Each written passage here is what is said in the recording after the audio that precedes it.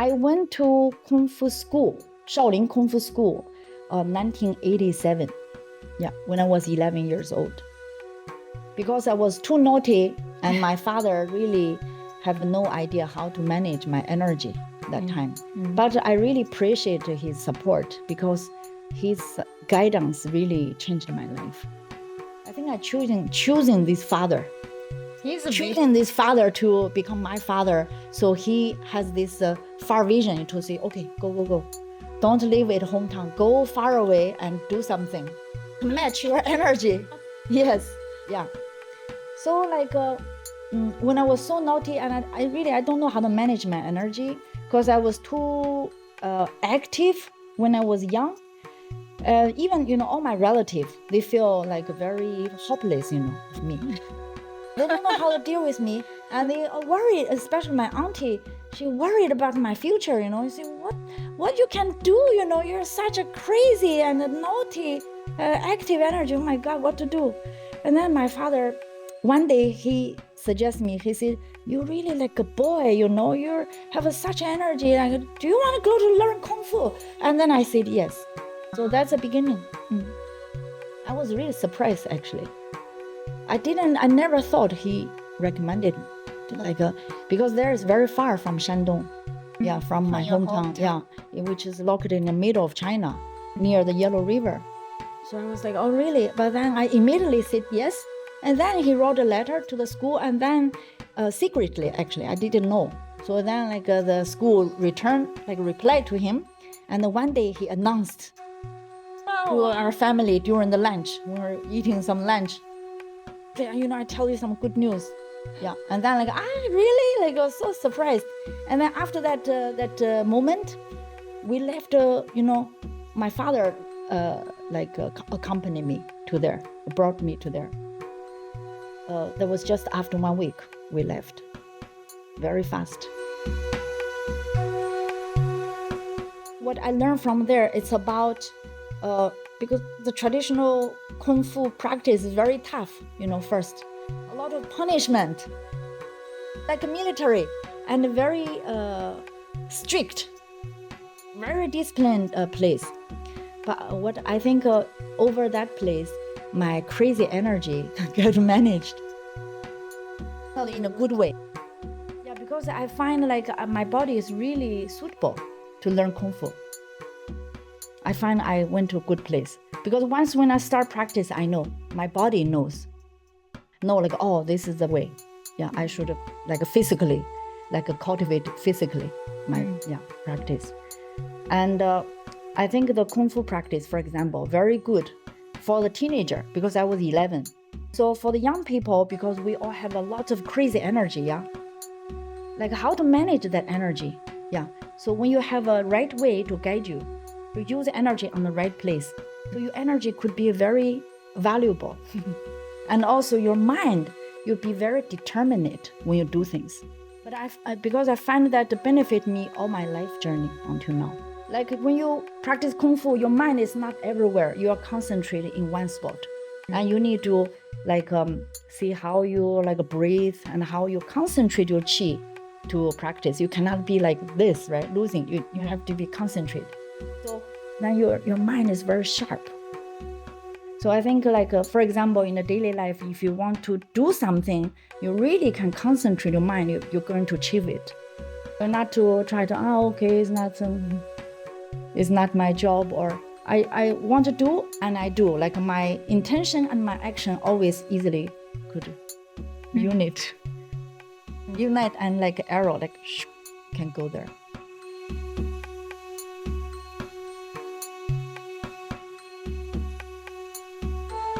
After that, I went to learning a Chinese Taoist Qi Gong in Beijing military Qi Gong Institute. Beijing Traditional Medical Exchange Center. So we're learning Chinese Taoist, the medical Qi Gong, and also the clinical treatment. So I start to teach international group when I was 17 years old to a Japanese group. And then since after that, I also traveling to Japan to teach workshop or from Tokyo and Kyushu for different group. And then we welcomed many international group during the time in China. Yeah, for share Chinese cultivation like Qi Gong for many years. I also have a master from Beijing. I learned Tai Chi from her as a women teacher, my master. And then I become lineage of Chinese Taoist, the Purple Palace lineage. So, for example, the cultivation Taoist Qi Gong I share here in the Serendipity community, which is Qi Gong from my Tai Chi master. So I also same time share the Taoist Neidan Qi Gong from the institute, from 1990. So I share different multiply Qi Gong, for our groups. And same times I also learned the Chinese baby massage, which is connect with the Chinese medicine, how to specifically treat the baby's symptom, which is very popular also in China and has an ancient history of China. It's about, for example, if the baby has a fever, coughing, catching cold or diarrhea, those very common symptom, how to use a special point to give a treatment. Yeah.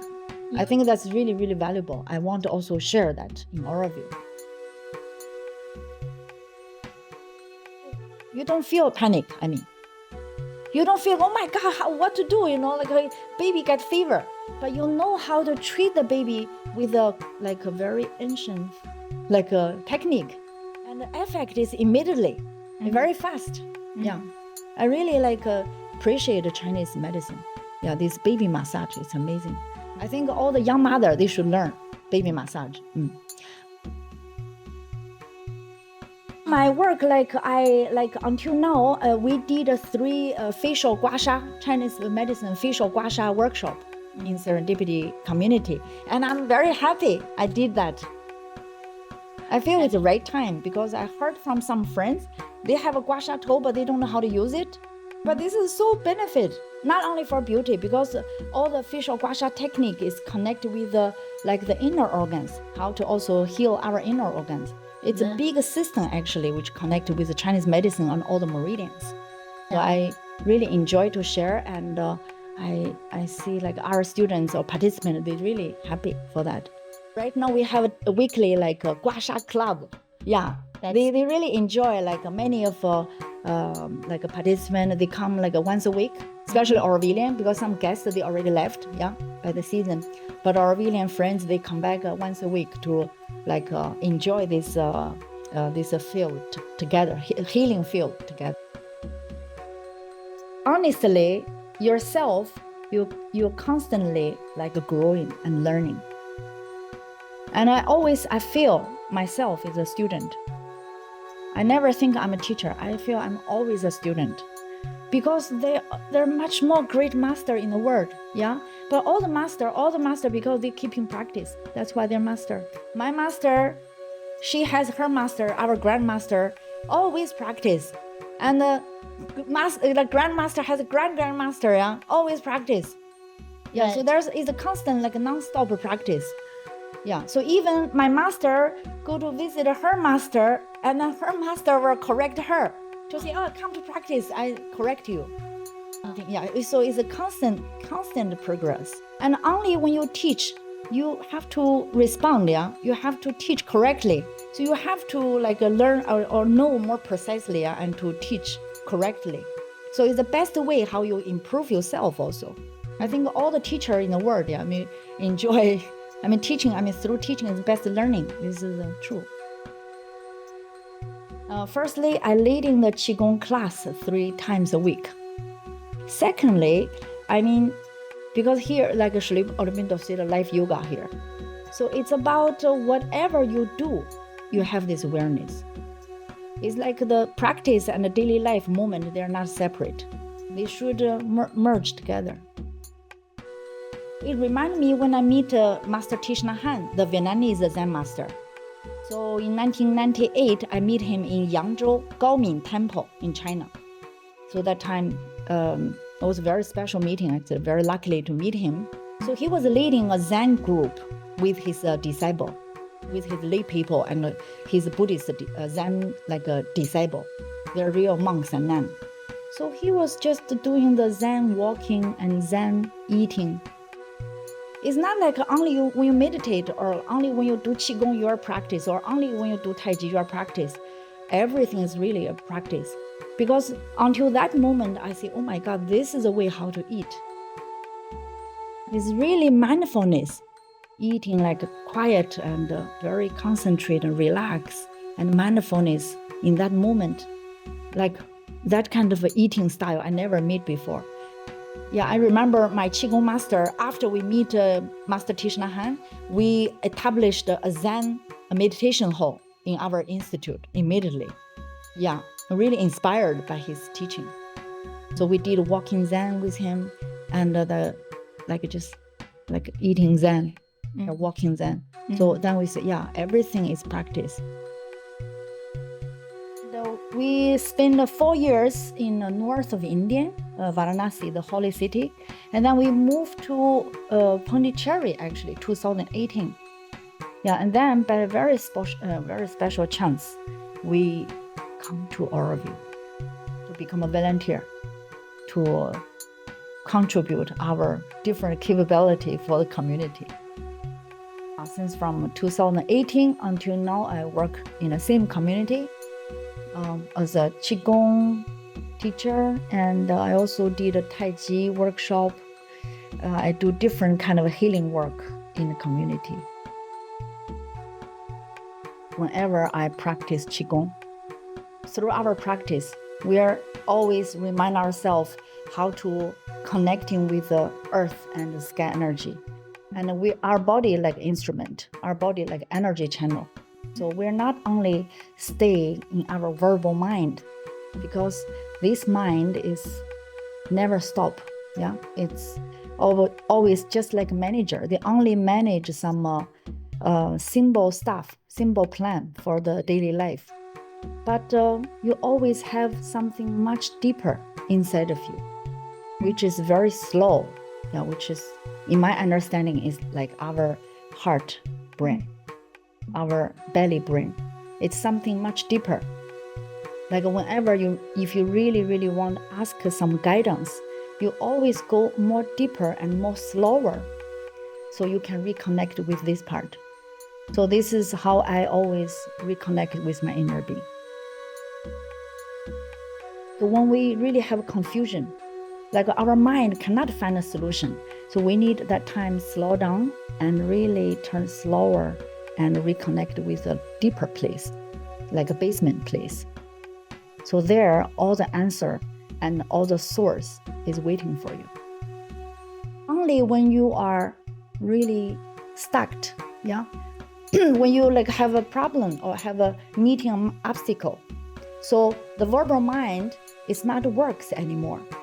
So this time, because our human pattern, we may just try to go forward, maybe try 100 times, but it's not works, because that's not the way.